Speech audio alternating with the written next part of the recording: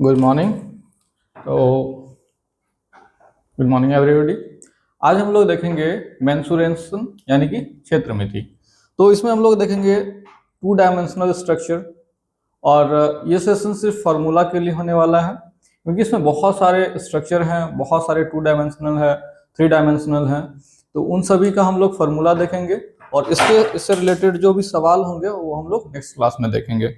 ठीक है।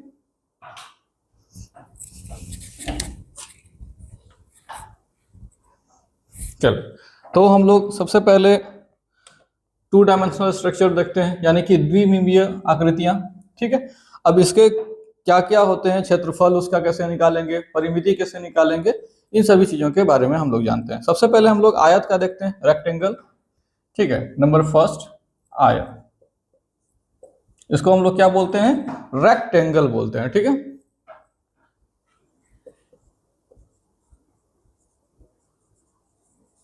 रेक्टेंगल। अब इसका शेप कैसा होता है वो सब चीज हम लोग देखते हैं। इसका शेप जो होता है इस तरह से होता है। ठीक है, जिसके कि आमने सामने की भुजा जो है ये हमेशा आपस में क्या होती है, बराबर होती है। ठीक है, ये तो हम लोग जानते हैं। सपोज कर लीजिए ये एंगल जो है, ये एंगल है, ये एंगल है, ये एंगल है, ये चारों ही एंगल जो है 90 डिग्री का कोण बनाती है। ठीक है। तो टोटल इसके चारों कोनों का योग कितना हो जाता है, 360 हो जाता है। ये भी हम लोग जानते हैं। सपोज कर लीजिए ए है, ये बी है, ये सी है, ये डी है। यहाँ पे क्या है, a b equals to c d और a d equals to b c. ये हमेशा क्या होता है, बराबर होता है। ये सारी चीजें हम लोग जानते हैं। ये टू डायमेंशनल। और इसका क्षेत्रफल कैसे निकालेंगे, तो क्षेत्रफल निकालने के लिए, क्षेत्रफल को हम लोग सामान्य रूप से एरिया बोलते हैं। ठीक है, एरिया जिसको कि हम लोग ए से डिनोट करते हैं। ठीक है, इसका क्षेत्रफल हम लोग कैसे निकालेंगे, क्षेत्रफल बराबर लंबाई गुणे चौड़ाई। ठीक है, इस तरह से हम लोग क्या निकालेंगे, इसका एरिया। अगर यदि आपको टू डायमेंशनल स्ट्रक्चर का बोला जाएगा एरिया ऑफ रेक्टेंगल कैसे निकालेंगे, तो लंबाई गुणे चौड़ाई कर देना है। ठीक है। अब इसका परिमिति कैसे निकालेंगे, यानी कि पेरीमीटर बोला जा रहा है। ठीक है, ये तो हम लोग क्षेत्रफल निकालिए, परिमिति। परिमिति कैसे निकालेंगे, तो इसका होता है 2 गुणे लंबाई। ठीक है, एक चीज यहां पे ध्यान दीजिएगा, जब हमने कोई सिंबल नहीं दिया तो इसका मतलब क्या है, यहाँ पे गुना है। ठीक है, 2 गुणे लंबाई जोड़ चौड़ाई। ठीक है, इस तरह से हम लोग क्या निकालेंगे, इसका पेरीमीटर निकाल लेंगे। एक और बच जाता है जिसको कि हम लोग विकर्ण बोलते हैं। अब विकर्ण कैसे फाइंड आउट करेंगे, तो विकर्ण बराबर अंडर रूट होता है लंबाई का स्क्वायर और फिर चौड़ाई का स्क्वायर जोड़ करके, जिसका हम लोग क्या निकालेंगे, विकर्ण। विकर्ण कैसे निकालते हैं, अंडर रूट लंबाई स्क्वायर प्लस चौड़ाई का स्क्वायर।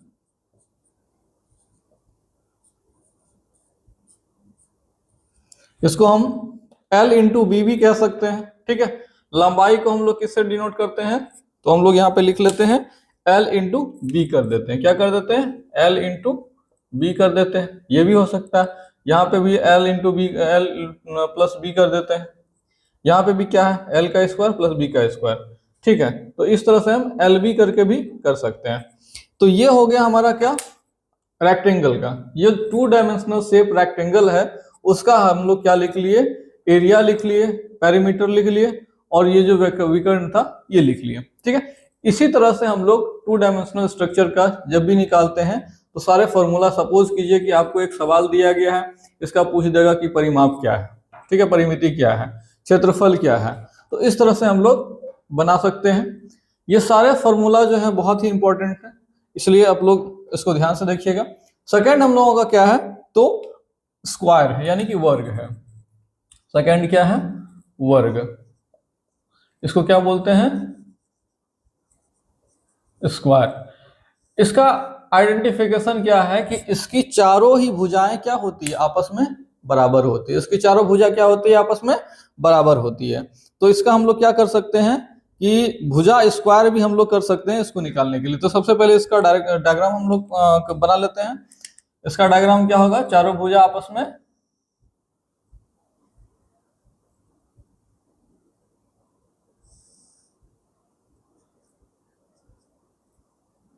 चारों भुजा क्या है, आपस में बराबर है।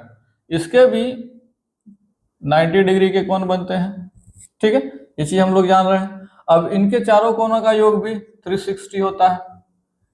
और इसमें क्या होता है, प्रत्येक भुजा को हम लोग ए से फाइंड आउट ए से डिनोट कर देते हैं, ताकि ये पता चल जाए कि चारों भुजा क्या है, आपस में बराबर है, ठीक है। अब हम लोग क्या कर सकते हैं, इसका सबसे पहले क्षेत्रफल निकालेंगे। इसका क्षेत्रफल निकालने के लिए हम लोग क्या करते हैं, क्षेत्रफल इक्वल्स टू क्या करते हैं, तो यहाँ पे हम लोग क्या लिख रहे थे, लंबाई गुणे चौड़ाई, यानी कि ये करना ये। तो इसको हम लोग क्या करेंगे, भुजा का स्क्वायर कर देंगे। क्या कर देंगे, भुजा स्क्वायर, ठीक है।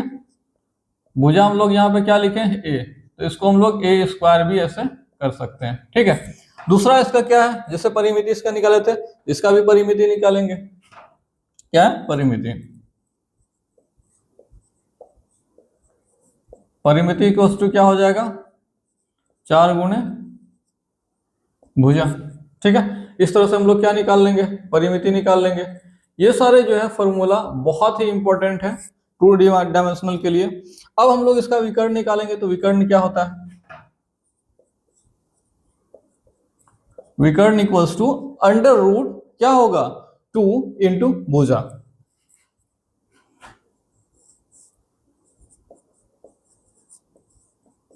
ठीक है। इस तरह से हम लोग क्या कर लेंगे, ये फाइंड आउट कर लेंगे इसका विकर्ण कितना है। तो ये भुजा अंडर रूट में अंदर नहीं है, इसको अंडर रूट नहीं कर लीजिएगा, ठीक है, ये भुजा बाहर है। इस तरह से हम लोग क्या कर लेते हैं, विकर्ण फाइंड आउट कर लेते हैं, परिमिति फाइंड आउट कर लेते हैं, क्षेत्रफल फाइंड आउट कर लेते हैं। इसके बाद हमारा थर्ड स्टेप जो आता है वो ट्रायंगल आता है। तो इसको पहले नोट कर लीजिए, उसके बाद हम लोग ट्रायंगल को देखते हैं।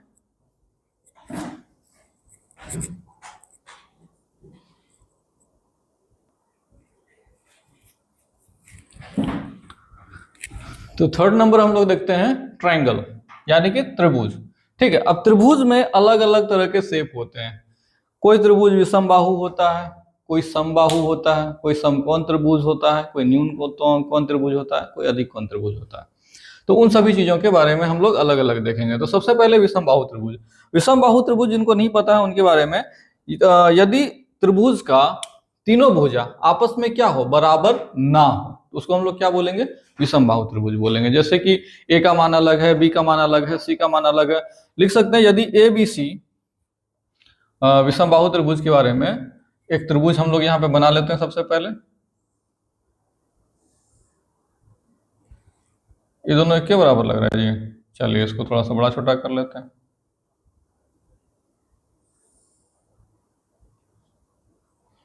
ठीक है। सपोज ये ए, ये बी, ये सी। अब एक चीज देखिए कि तीनों का साइज अलग अलग है। कहते हैं विषमबाहु त्रिभुज यदि ए बी तथा सी, ए बी तथा सी क्रमशः पहली, दूसरी और तीसरी भुजा की लंबाई हो, ठीक है। यानी कि कह सकते हैं यदि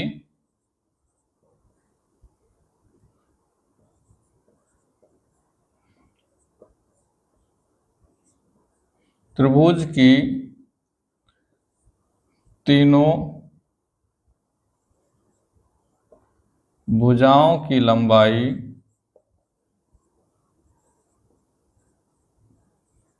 आपस में समान ना हो, ठीक है, यानी कि अलग अलग हो। तब इस कंडीशन में हम लोग क्या कर सकते हैं, तो हम लोग इस कंडीशन में अर्ध परिमिति निकालते हैं। कैसे निकालते हैं, S इक्वल्स टू,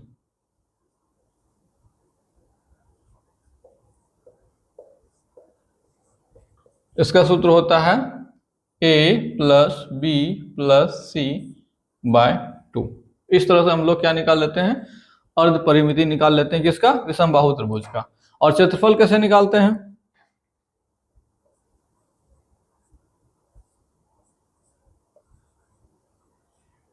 क्षेत्रफल इक्वल्स टू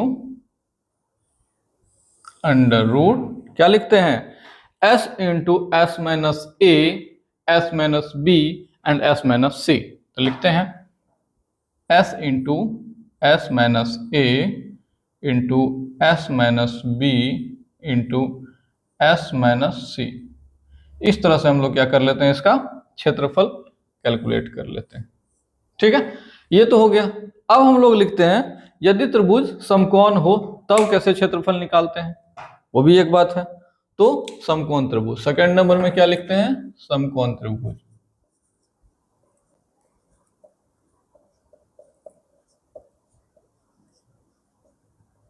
यानी कि राइट एंगल ट्रायंगल। ऐसे त्रिभुज जिसका एक कोण समकोण हो उसे क्या कहते हैं, समकोण त्रिभुज। इसका हम लोग क्या कर लेते हैं, एक डायग्राम बना लेते हैं जिससे समझ में आ जाए।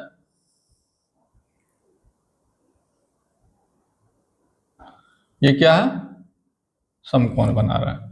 ठीक है, इसका नाम कर लेते हैं ए बी सी। तो यहाँ पे देखिए एक कोण क्या है, समकोण है।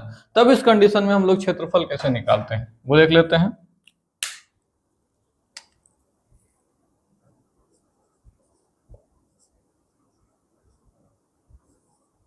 क्षेत्रफल इक्वल्स टू क्या लिखते हैं, हाफ गुने आधार गुने ऊंचाई।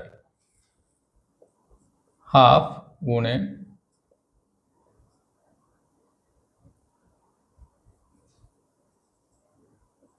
आधार गुने ऊंचाई।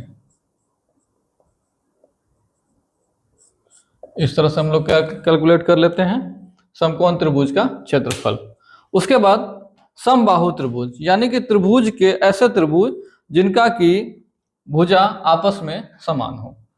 ठीक है, तो लिखते हैं समबाहु त्रिभुज।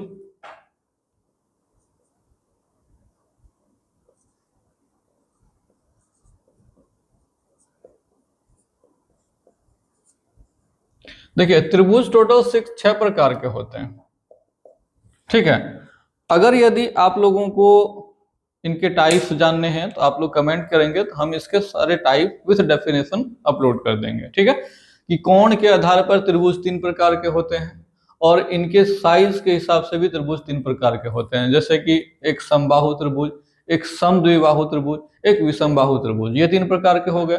और अगर यदि कोण के आधार पर देखें तो एक न्यून कोण त्रिभुज, एक समकोण त्रिभुज, एक अधिक कोण त्रिभुज। इस तरह से त्रिभुज के 6 प्रकार होते हैं। अगर यदि हम लोग क्या कर रहे हैं, समबाहु त्रिभुज की बात कर रहे हैं। समबाहु त्रिभुज मतलब इसके सभी भुजाएं क्या है, आपस में बराबर है।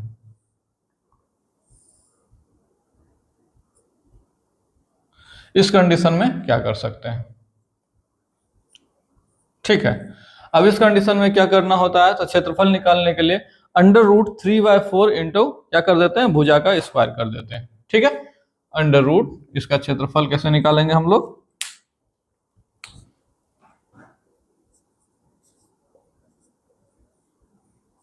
क्षेत्रफल इक्वल्स टू अंडर रूट क्या बोले अभी, √3/4 इंटू भुजा स्क्वायर, 3/4 इंटू भुजा का स्क्वायर, क्योंकि ये भुजा क्या है, आपस में सभी समान है।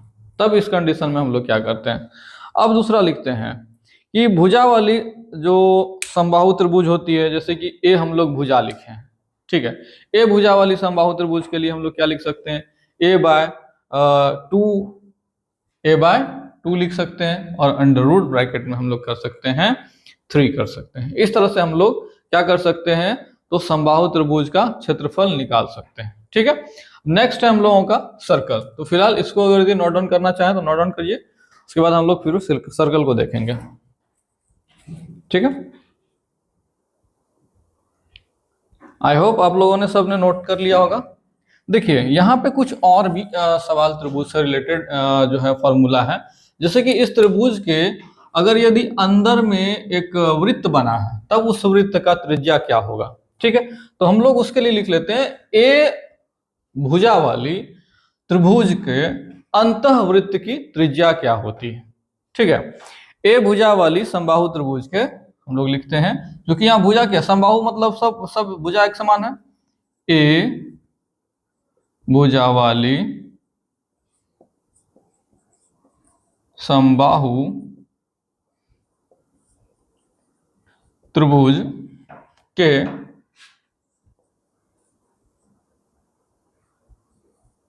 अंतः, ठीक है, क्या बोले, अंतः वृत्त की त्रिज्या, जो इसके अंदर ये वाली ऐसे वृत्त हम लोग बनाएंगे, इस वृत्त की त्रिज्या के बारे में बोला जा रहा है, अंतः वृत्त की त्रिज्या।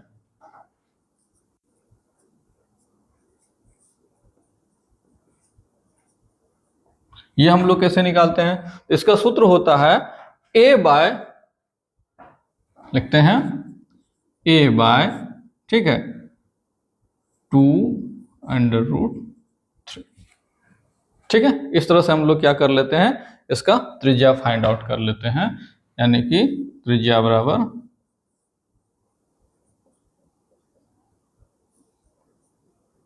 ठीक है, इस तरह से हम लोग फाइंड आउट कर लेते हैं। इसके अलावा अगर यदि इसका बाहर है, अंदर वाला तो ये हम लोग अंतः वाला कर लिए, इसके बाहर एक वृत्त है, तब उसका कैसे निकालेंगे, क्योंकि वृत्त के अंदर जब भी कोई त्रिज्या बनेगा, त्रिभुज बनेगा, तो वो क्या बनेगा, समबाहु त्रिभुज ही बनेगा। अब उस कंडीशन में इस r का वैल्यू अगर यदि फाइंड आउट करना होगा तब कैसे करेंगे, ठीक है। तो a भुजा वाली समबाहु त्रिभुज के परिवृत्त की त्रिज्या, ठीक है, ए भुजा वाली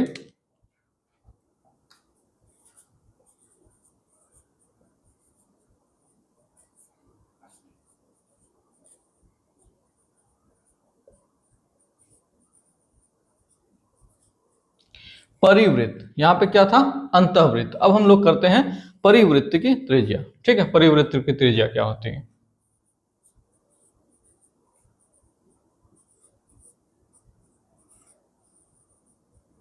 ठीक है, तो उस कंडीशन में क्या हो जाएगा,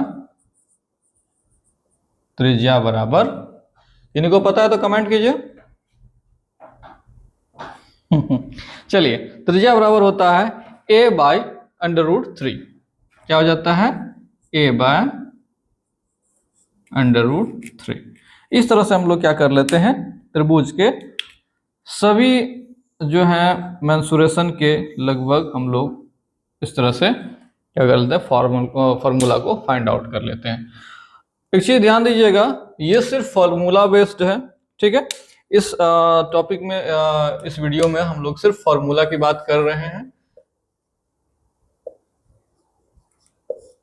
इससे आगे वाले आने वाले जो वीडियो होंगे उसमें इसके सभी प्रॉब्लम, जितने भी फॉर्मूला है उससे रिलेटेड हम लोग सभी प्रॉब्लम को बनाएंगे।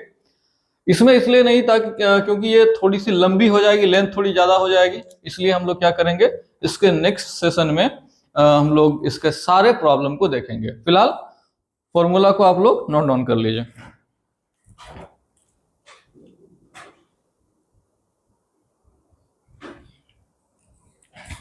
चलिए, फोर्थ नंबर हम लोग क्या देखते हैं, सर्कल। इसका क्लास हमने पहले भी लिया हुआ है, उसमें भी बहुत सारे फॉर्मूला उसको बताया है। अब हम लोग इसके एरिया को देखते हैं, यानी कि क्षेत्रफल को। सर्कल का क्षेत्रफल क्या हो जाएगा, हम लोग पहले से ही जानते हैं, क्या होता है, पाई आर स्क्वायर, क्या होता है, पाई आर स्क्वायर। अब ये आर क्या है, तो ये त्रिज्या है, ठीक है। इस वाले लाइन को क्या बोल रहे हैं, आर बोल रहे हैं, ठीक है। ये क्या हो गया, आर हो गया। अब यहां से अगर यदि सेंटर से ये लाइन क्रॉस करते हुए जा रही है, ठीक है, सॉरी सेंटर नहीं हुआ ये, तब इस लाइन को क्या बोलते हैं, डी बोल देते हैं। इस लाइन को तब क्या बोलेंगे, डी बोल देंगे, ठीक है। चलिए, अब हम लोग इसका परिधि निकालते हैं। परिधि निकालने के लिए क्या करेंगे, 2 पाई आर, यानी कि 2 गुणे पाई गुणे आर, ठीक है। अब हम लोग त्रिज्या निकालते हैं, तो त्रिज्या कैसे निकालते हैं, त्रिज्या निकालते हैं तो कैसे निकालेंगे, 2 बाय, क्या लिखते हैं हम लोग, व्यास जो होता है उसको 2 से डिवाइड कर देते हैं, व्यास जो होता है उसको 2 से डिवाइड कर देते हैं। अगर यदि हम लोग को व्यास निकालना है तब क्या करते हैं, 2 गुणे आर कर देते हैं, ठीक है, जिससे हमारा क्या निकल जाता है, व्यास निकल जाता है। तो ये चारों फॉर्मूला क्या हो गए, सर्कल के हो गए। अब इसके बाद हम लोग सेमी सर्कल की बात कर लेते हैं, यानी कि अर्धवृत्त की। अर्धवृत्त का क्या हो जाएगा? नंबर 5 सेमी सर्कल, यानी कि अर्धवृत्त। ठीक है, इसको हम लोग क्या बोलते हैं? Semi circle. सेमी सर्कल मतलब ये जो त्रिज्या हम लोगों ने डायमीटर दिया, इसके इधर आधे इसके इधर आधे, ये डायमीटर जो होता है ये वृत्त को दो भागों में बांटता है। ठीक है, तो अर्धवृत्त का क्षेत्रफल क्या होता है? यहाँ पे हम लोगों ने क्या देखा? पाई आर स्क्वायर, इसी को आधा कर देंगे, 2 से डिवाइड कर देंगे तो निकल जाएगा। देखते हैं, क्षेत्रफल equals to 1/2 into pi R square. ये भी लिख सकते हैं, हाफ से गुणा कर दिए, या फिर डायरेक्ट हम ऐसे नीचे 2 कर सकते हैं, दोनों ही बात एक ही है। चलिए, इसके बाद हम लोग क्या लिखते हैं? अर्धवृत्त की परिमिति।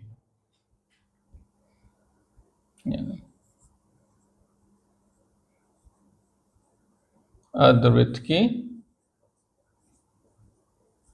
परिमिति। अब ये क्या होगा? ठीक है, तो पाई इंटू आर प्लस 2r, इसको हम लोग क्या लिखते हैं?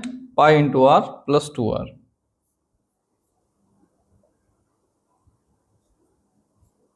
पाई इंटू क्या लिखेंगे? r plus 2r। ठीक है, r प्लस 2r। इस तरह से हम लोग क्या निकाल लेते हैं? ये अर्धवृत्त की परिमिति निकाल लेते हैं। ठीक है, अब एक चीज और यहाँ पे समझते हैं कि अगर यदि कोई वृत्त है उसमें चाप खींचा गया है, ठीक है, तो उस चाप का लंबाई कैसे निकालेंगे? जो वृत्त खंड होता है, उस चाप का जो खंड हो गया, वो सेगमेंट में जो बटा हुआ है, उसका क्षेत्रफल कैसे निकालेंगे? उन सब चीजों के बारे में। ठीक है, तो देखते हैं हम लोग एक यहाँ पे फिर से सर्कल ड्रॉ करने की कोशिश करते हैं, देखते हैं राउंड होता है या नहीं। चलिए, करीब करीब तो हो ही गया। ठीक, चलिए, तो सेंटर कहाँ पे है? यहाँ पे है, सेंटर से वो इधर मिला दिए और एक तो इधर मिला दिए, तो देखिए ये क्या हुआ? चाप का निर्माण कर लिया। क्या बना? एक चाप बना। अब अगर यदि मान लेते हैं कि ये O है, ये A है, ये B है, इस तरह से हम लोग क्या मान लेते हैं? OAB। ठीक है, अब यहाँ पे ये दो बातें हैं, ये क्या होगा? ये R ही होगा, और यहाँ पे क्या बन रहा है? कौन बन रहा है। तब इस चाप का क्षेत्रफल क्या होगा, या चाप की लंबाई क्या होगी? इन सब चीजों को हम लोग कैसे फाइंड आउट करते हैं? तो उसके लिए हम लोग फॉर्मूला नोट डाउन करते हैं। लिखेंगे चाप की लंबाई बराबर, सॉरी, यहाँ पे हाँ, चाप की लंबाई पहले हम लोग फॉर्मूला निकाल लेते हैं।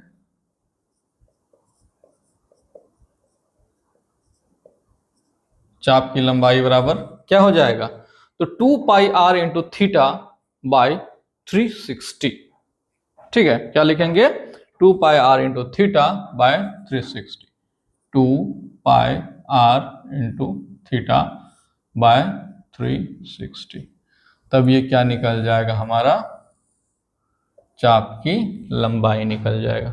ठीक है, अब वृत्तखंड AOB का क्षेत्रफल, यानी कि जो सेगमेंट बचा है उस सेगमेंट का, यानी इतने सा भर का क्षेत्रफल हम लोग कैसे निकालेंगे? तो लिखते हैं, वृत्तखंड का क्षेत्रफल क्या होगा? इसका क्षेत्रफल हाफ इंटू पाई AB। अब यहां पे देखिए क्या लिखेंगे? हाफ इंटू क्या लिखेंगे? हाफ इंटू चाप, यानी कि जो चाप दिया गया है हमको, जितना उसका AB जो भी है वो हम लोग लिखेंगे चाप AB। ठीक है, यहां तक में तो कोई दिक्कत नहीं है, और इसको क्या करेंगे? गुना R कर देंगे। ठीक है, क्या कर देंगे? गुना, यानी गुणे R कर देंगे, रेडियस, त्रिज्या। ठीक है, अब इन सभी को अगर यदि हम लोग एक सिस्टमेटिक तरीके से लिखें तो क्या हो सकता है? पाई आर स्क्वायर थीटा, ठीक है, क्या हो सकता है? पाई आर स्क्वायर थीटा बाय 360। इस तरह से हम लोग क्या निकाल सकते हैं? वृत्तखंड का क्षेत्रफल निकाल सकते हैं।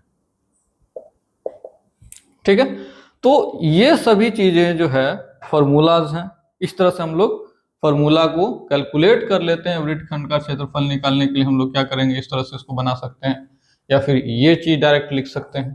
ठीक, अब इतनी सारी चीजें जो है वो फॉर्मूलाज जो हैं वो सारे क्या हैं, मेंसुरेशन के 2D डायमेंशनल के। अब हम लोग आगे फॉर्मूला की ओर बढ़ते हैं। ठीक है, मान लेते हैं एक कमरा है। ठीक है, क्या मान लेते हैं, एक कमरा है। कमरा के ओर चारों ओर तो दीवार तो होगा ही ना, तो कमरे के 4 दीवार जो हैं उसका क्षेत्रफल क्या होगा, लंबाई गुने 2 गुना लंबाई हो जाएगा। सबसे पहले तो हम लोग यही जानेंगे। उसके बाद फिर लंबाई के साथ हम लोग क्या जोड़ देंगे, चौड़ाई जोड़ देंगे, और ऊंचाई को तो नहीं छोड़ेंगे ना। ठीक है, तो उन सभी फॉर्मूला को हम लोग देखेंगे। ठीक है, देखते हैं कमरे की 4 दीवारों का। अगर इस तरह से सवाल दिया रहेगा कि कमरे की 4 दीवारों का कैसे निकालेंगे, तो हम लोग वो लिखते हैं।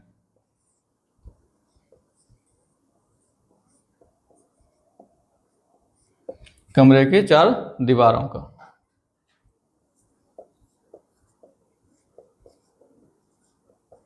तो इस फॉर्मूला को हम लोग कैसे कैलकुलेट करते हैं। ठीक है, देखिए अगर यदि क्षेत्रफल पूछा जाएगा तब क्या कीजिएगा, इस कंडीशन में क्षेत्रफल बराबर, हमने क्या बोला, इसको गुना करना है किससे, 2 से। किसको, ऊंचाई को। ठीक है, अब लिखते हैं 2 गुने ऊंचाई गुने लंबाई जोड़ चौड़ाई। इस तरह से हम लोग क्या निकाल लेंगे, एक कमरे का जो दीवार है उसका क्षेत्रफल हम लोग कैलकुलेट कर लेंगे। ठीक है, इसके बाद इसका ऊंचाई कैसे निकालेंगे, तो क्षेत्रफल से भाग दे देंगे 2 गुने लंबाई जोड़ चौड़ाई को। ठीक है, अगर यदि हम लोग को ऊंचाई निकालने के लिए बोला जाए तब क्या निकालेंगे, ऊंचाई बराबर क्या, किससे भाग देंगे, क्षेत्रफल को भाग दे देंगे किससे, 2 गुना लंबाई जोड़ चौड़ाई से। क्षेत्रफल को भाग देंगे 2 गुने लंबाई जोड़ चौड़ाई से। ठीक है, इस तरह से हम लोग क्या करेंगे, हाइट को कैलकुलेट कर लेंगे। ठीक है, और इस तरह से क्या कैलकुलेट कर लेंगे, एरिया को कैलकुलेट कर लेंगे। तो ये सभी सूत्र जो होता है मेंसुरेशन के बहुत ही इंपॉर्टेंट सब है। अब हम लोग समांतर चतुर्भुज के बारे में जानेंगे। तो फिलहाल इसको नोट डाउन करना चाहें तो कर सकते हैं। हम लोग समांतर चतुर्भुज की ओर बढ़ते हैं, तो आइए देखते हैं। तो देखते हैं हम लोग ये चतुर्भुज का। अब चतुर्भुज भी कई प्रकार के होते हैं। ठीक है, सबसे पहले हम लोग पैरेललोग्राम यानी कि समांतर चतुर्भुज के बारे में जानते हैं कि इसमें क्या होता है, सभी भुजा आपस में समान होता है। सॉरी, आमने सामने की जो भुजाएं होती है उसके बारे में, समांतर चतुर्भुज। हम लोग क्या पहले पहला नंबर में पढ़ रहे हैं, समांतर चतुर्भुज। इसके हम लोग ये 2D डायमेंशनल के कैसे इसके हम लोग फॉर्मूला को कैलकुलेट कर सकते हैं। अब इसका हम लोग क्षेत्रफल निकालेंगे। सबसे पहले हम लोग एक फिगर ड्रॉ कर लेते हैं।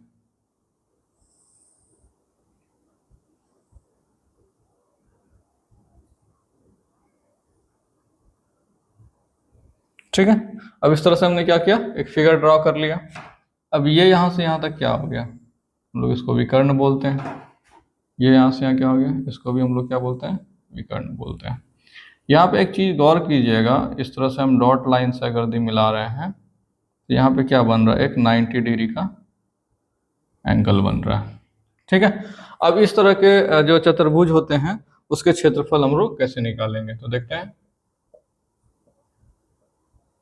क्षेत्रफल इक्वल्स टू क्या होता है, तो आधार गुना ऊंचाई हो जाता है। इसका क्या हो जाएगा, आधार गुने ऊंचाई। पता चला इस लाइन को क्यों मिला है, क्योंकि ये हाइट बता रहा है। ठीक है, तो आधार गुना ऊंचाई। अब होता है समचतुर्भुज। समचतुर्भुज हम लोग देखते हैं सेकेंड नंबर।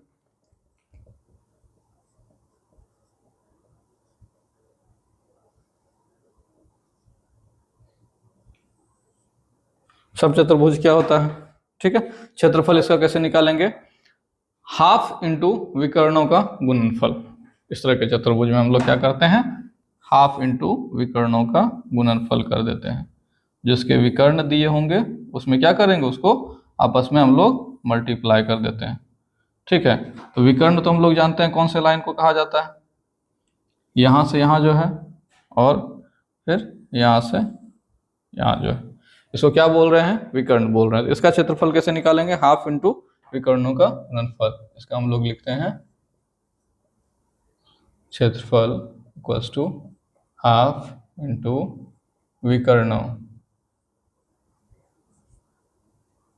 का गुणनफल, यानी कि इन दोनों विकर्ण को आपस में क्या करेंगे, इसको और इसको दोनों को मल्टीप्लाई कर देंगे, जिससे हमारा क्या निकल जाएगा, क्षेत्रफल। अब एक और चतुर्भुज होता है जिसको समलंब चतुर्भुज कहते हैं, ठीक है। नंबर थर्ड,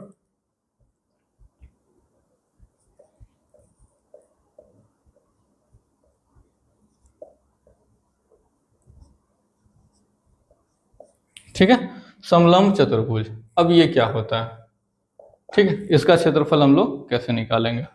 अब देखते हैं, एक चतुर्भुज हम लोग यहाँ पे क्या कर लेते हैं, ड्रॉ कर लेते हैं, ठीक है। इसमें कोई भी आपत्ति नहीं होनी चाहिए।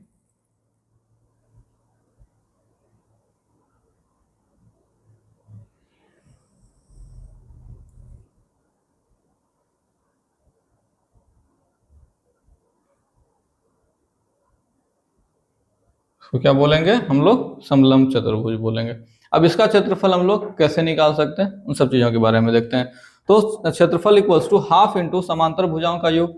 समांतर भुजाएं हैं, इन दोनों का योग होना चाहिए, ये और इसका ये योग होना चाहिए, ठीक है। तो क्या लिखेंगे, क्षेत्रफल इक्वल्स टू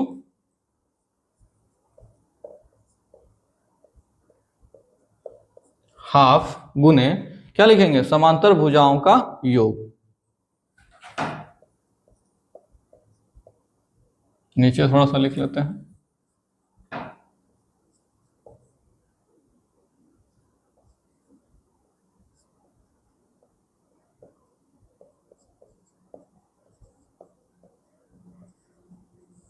समांतर भुजाओं का योग और उनके बीच की दूरी।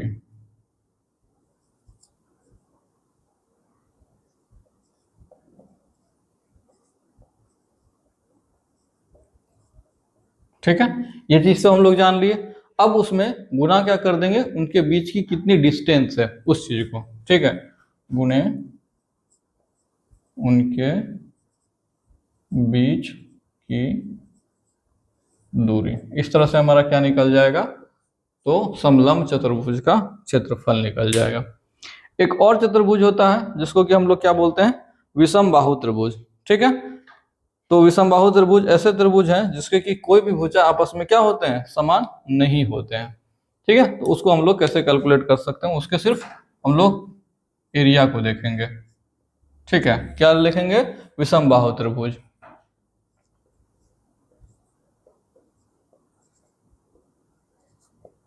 विषम बाहु चतुर्भुज, इसका भी हम लोग फिगर क्या कर लेते हैं, ड्रॉ कर लेते हैं, ठीक है। चलिए देखते हैं।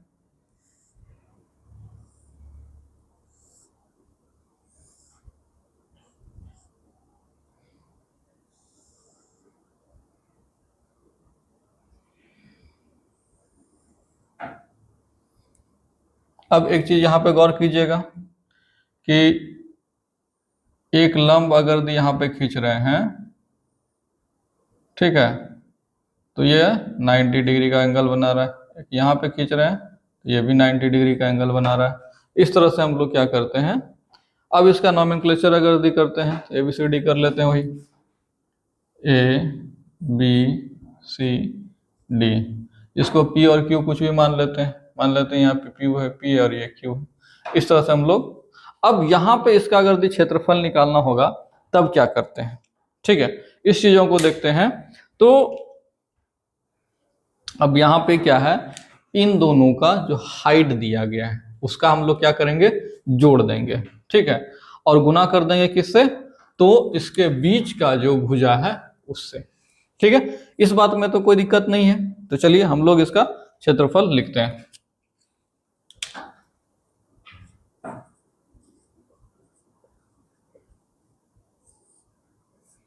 क्षेत्रफल लिखते हैं, क्या हो जाता है, हाफ। अब हम लोग क्या करेंगे, इसको मल्टीप्लाई करेंगे किससे, डीपी से और क्यूबी से। क्या कर देंगे, डीपी प्लस क्यूबी। इसमें कोई दिक्कत है, ठीक है। क्या कर देंगे, डीपी प्लस क्यूबी से मल्टीप्लाई कर देंगे, और क्या करेंगे, तो एसी से मल्टीप्लाई कर देंगे, एसी। इस तरह से क्या हो जाएगा, हमारा एरिया निकल जाएगा इस विषमबाहु चतुर्भुज का। तो ये था हम लोगों का क्या, 2 डायमेंशनल स्ट्रक्चर। अब हम लोग 3 डायमेंशनल स्ट्रक्चर की ओर बढ़ते हैं। तो देखते हैं 3 डायमेंशनल स्ट्रक्चर में कौन कौन से फॉर्मूलाज हैं, कौन कौन से शेप हैं, कौन कौन से जो डायग्राम है, कैसे हम लोग उसको कैलकुलेट कर सकते हैं, इन सब चीजों के बारे में। तो आइए, फिलहाल इसको नोट डाउन करना है, तो नोट डाउन कर सकते हैं आप लोग, ठीक है।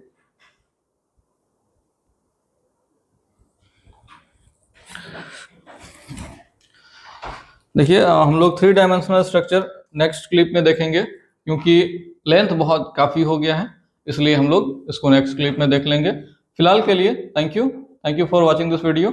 और अगर यदि ये वीडियो आपको इन्फॉर्मेटिव लगा हो तो प्लीज़ चैनल को सब्सक्राइब कीजिए और घंटे के बटन को जरूर दबाइए, ताकि जैसे ही वीडियो अपलोड हो आप तक नोटिफिकेशन आ जाए।